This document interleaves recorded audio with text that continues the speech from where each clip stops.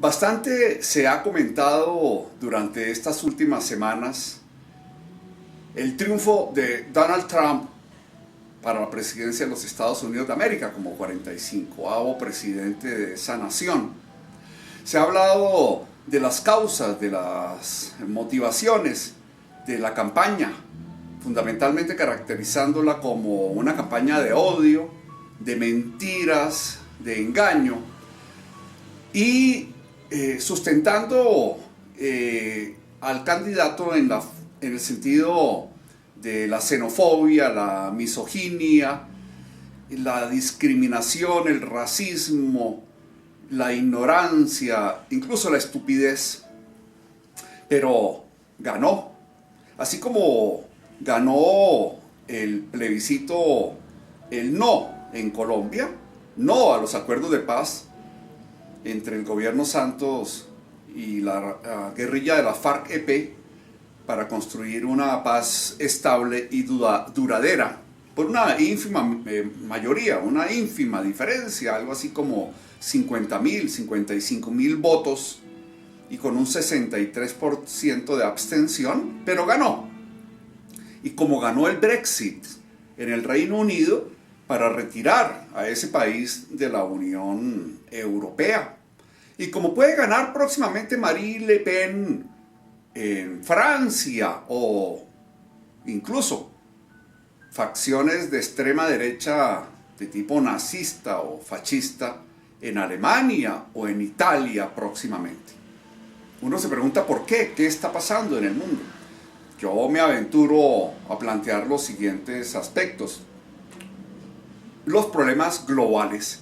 Problemas globales como por ejemplo la pobreza y la miseria en amplias zonas del territorio mundial, especialmente en África, en sectores de Asia y en buena parte de América Latina. Veamos que las migraciones que se convierten en inmigrantes, buena parte de ellos ilegales, para los países ricos y de alto desarrollo, Estados Unidos de América, Canadá, Europa Occidental, es un fenómeno que afecta profundamente la psiquis social, comunitaria de los residentes, de los nacionales, que afecta la seguridad, que afecta el empleo, la tranquilidad, etc. Eso genera miedo a lo diferente, a lo distinto, a lo que no conocemos. Por otro lado, el desempleo. El desempleo es un problema estructural del sistema capitalista. Y yo diría que en general, por ejemplo, el desempleo natural. Es un desempleo necesario, es un desempleo inmanente a la vida misma, toda vez que mientras yo egreso del colegio o de la universidad y busco empleo, donde ubicarme, pues habrá un lapso pequeño o largo en el cual no tendré ocupación, no tendré empleo, no tendré ingreso, no tendré renta y por tanto estaré separado de la capacidad de consumo, de gasto, de compra. Pero digamos que el desempleo estructural o coyuntural de los países capitalistas actuales genera mucha incertidumbre, descontento en grandes masas de trabajadores, por ejemplo en Estados Unidos de América, en Alemania, en Italia, en Francia, España, para no hablar de los países más deprimidos de la periferia del antiguo continente. Entonces, por ejemplo, si uno intenta entender por qué votó el Reino Unido mayoritariamente, aunque también por una diferencia pírrica, la salida de la Unión Europea, ¿por qué ganó el Brexit?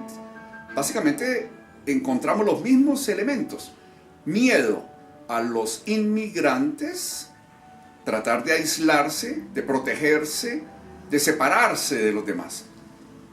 ¿Por qué gana un candidato como Trump? Yo pienso que también es otro elemento importante de tener en cuenta la ignorancia política de buena parte de la población votante. Otro elemento que no podemos desvirtuar, a pesar de la valía de una señora como la Hillary Clinton, pienso que fue una muy mala candidata.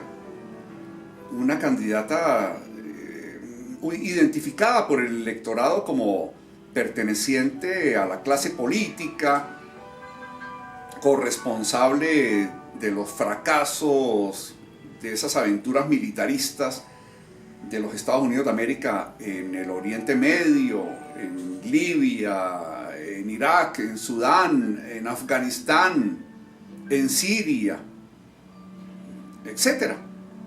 Y además el ser esposa de un presidente de 2 periodos consecutivos, de ser secretaria de Estado, de haber participado durante décadas completas y seguidas en el poder político.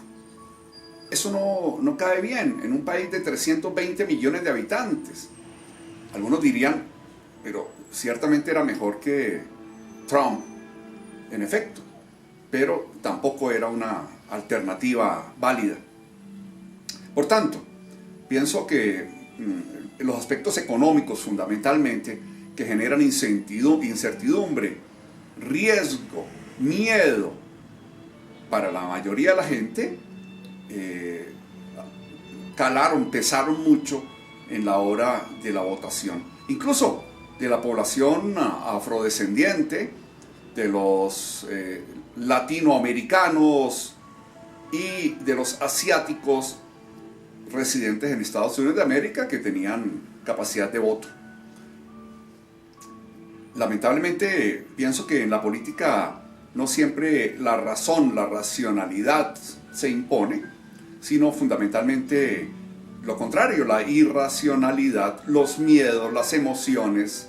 Y cuando una campaña es bien manejada como la del señor Trump, exactamente igual como sucedió con el fracasado intento de refrendar mediante plebiscito el acuerdo de paz con las FARC en el caso colombiano, con campañas que utilizaron la desinformación, la exacerbación de los odios, de los resentimientos, del miedo al cambio fundamentalmente, y la utilización de las redes sociales, que es tan importante en este momento, muy bien utilizadas en el caso colombiano por el grupo del señor Uribe Vélez y en el caso de Estados Unidos por el equipo del candidato Trump.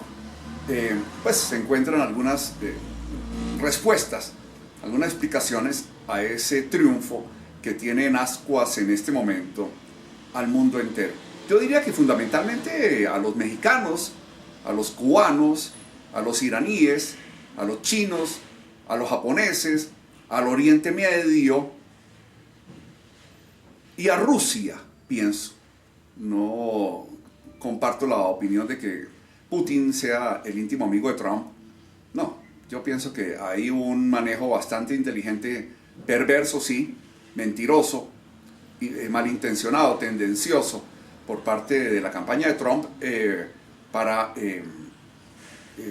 hacer pensar que la paz con Rusia, el decantamiento de las hostilidades, al menos de palabra, el enfrentamiento que planteó básicamente la señora Clinton contra los rusos en función del conflicto en Siria, no quiere decir en ningún caso que vaya a haber una amistad o una interrelación o un acuerdo de cooperación internacional con esa potencia militar bajo el liderazgo de Putin. Yo pienso que Putin tiene sus intereses estratégicos euroasiáticos muy claros y eventualmente pueden coincidir, así como coincidía Álvaro Uribe Vélez eventualmente con el expresidente Chávez en algunos aspectos, pero pienso que son muy distintos.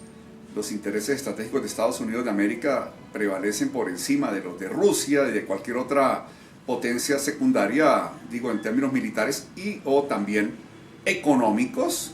Y si es cierto que personajes como la señora Sarah Palin y de su estilo van a ser parte del gabinete presidencial de Trump, yo pienso que la situación, no solamente en términos económicos, sino también políticos y militares del mundo, se puede complicar radicalmente. Esperemos que esto no suceda. Estas son un par de reflexiones, no quiero tocar, no quiero pretender llegar a una solución o a un punto final. Dejamos abiertas todas las posibilidades, pero pienso que hay algunos elementos que son válidos. Muchas gracias por la atención. Hasta luego.